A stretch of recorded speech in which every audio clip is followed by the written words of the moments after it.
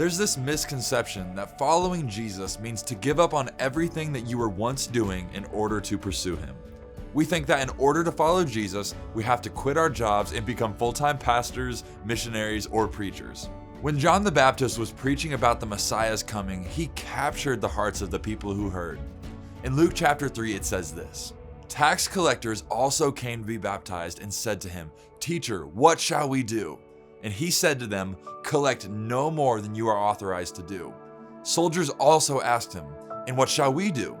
And he said to them, 'Do not extort money from anyone by threats or false accusations, and be content with your wages.'" If you were a tax collector in Rome, you were filthy rich. You could easily show up to someone's house asking for more than they truly owed and pocket the overflow. And if you were a soldier, you were protected and well taken care of by the Roman government. This text also tells us that Roman soldiers were extorting people for money and taking advantage of their authority. Doesn't this make John's response even more interesting? In their careers, they were rich, protected, but making an untruthful wage. Yet John doesn't tell them to lay down their lives to begin preaching or evangelizing. They come to John after hearing the good news and they say, "What now? How do we follow Jesus?" John simply replies by saying, "Don't collect more than you are authorized and don't extort people for their money."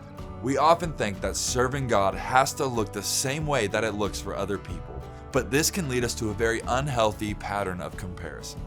The way to follow Jesus is not giving up on your passions and career, but instead holding all of it before the Lord and asking God for His direction. If God has called you to a career outside of the church, you can be a missionary in your own field by being a godly example. Make the God-honoring choices in everything that you do.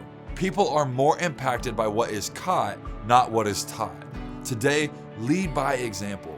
Be like Jesus to someone who needs it. We love you and we hope that you have an incredible day.